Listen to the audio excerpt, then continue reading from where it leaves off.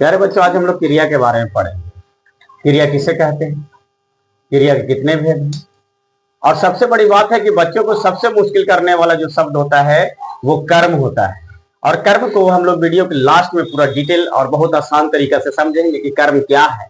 सबसे मुश्किल करने वाला बच्चों के लिए होता है कि कर्म किसे कहते हैं। तो सबसे पहले फर्स्ट ऑफ ऑल हम लोग बच्चे पढ़ेंगे कि क्रिया किसे कहते हैं।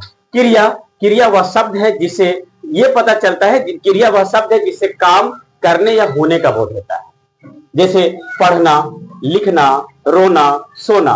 अगर हम कलम बोल दें तो कलम से आपको पता चलता है कि कलम कोई काम नहीं है। अगर हम बोल दे फल तो फल से आपको पता चल रहा है कि फल कोई काम नहीं है। लेकिन क्रिया वह शब्द है जिससे यह स्पष्ट पता चलता है कि कोई काम हो रहा है या कोई काम करने का बोध हो रहा है, उसे ही हम लोग क्या बोलते हैं, क्रिया कहते हैं। प्यारे बच्चों, आप यहां देख सकते हैं कि क्रिया किसे कहते हैं, जिस शब्द से किसी काम का करने या होने का बोध हो उसे क्या बोलते हैं, क्रिया कहते हैं। क्या कहते हैं बच्चे, क्रिया कहते हैं। क्रिया के कितने भेद है, दो भेद है, सकर्मक क्रिया और अकर्मक क्रिया। कह रहा है कि सकर्मक क्रिया उसे कहते हैं जिस क्रिया में कर्म हो, जिस क्रिया में कर्म हो उसे क्या बोलेंगे, सकर्मक क्रिया कहलाता है। क्या कहलाता है सकर्मक क्रिया। जैसे श्याम पुस्तक पढ़ता है, क्रिया के पास जाके बोलिए कि भाई साहब आप क्या पढ़ते हैं, और जैसे ही आप क्या लगाइएगा तो जो आपको उत्तर मिलेगा वही कर्म कहलाता है। क्या कहलाता है, कर्म।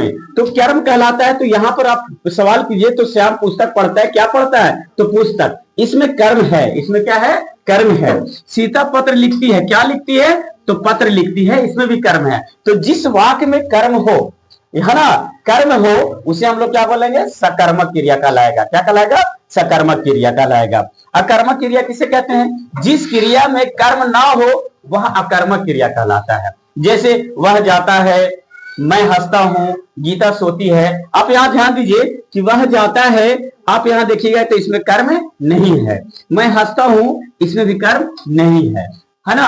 अब यहां पे आइए, कर्म वह शब्द है जिस पर क्रिया का क्या पड़े, फल पड़े। हम बताए थे कि वीडियो के अंत में हम लोग देखेंगे कर्म किसे कहते हैं। कर्म वह शब्द है जिस पर क्रिया का क्या पड़े, फल पड़े। फल पड़ने का मतलब चेला कोई सेब से कोई फल नहीं पड़ रहा है, सेब से कोई नहीं मार रहा है, कोई अनार से नहीं मार रहा है। फल पढ़ने का मतलब आप यहाँ बिल्कुल ये समझ सकते हैं कि जैसे यहाँ पर क्या लिखा हुआ था, श्याम पुस्तक पढ़ता है। यह श्याम पुस्तक पढ़ता है, तो इसमें देखिए तो श्याम पुस्तक पढ़ता है, तो पढ़ने का फल किस पर पड़ रहा है, पुस्तक पर। पढ़ता है तो क्या पढ़ता है, पुस्तक। इसलिए कहा गया है कि क्या है, क्रिया का फल जिस पर पड़ता है वही क्या कहलाता है, क्या कहलाता है, सकर्मक क्रिया कहलाता है, कर्म कहलाता है। सीता पत्र लिखती है, आप यहाँ देखिए तो क्रिया क्या है, लिखना। तो लिखने का काम जो है वो किस पर पड़ रहा है, पत्र पर पड़ रहा है।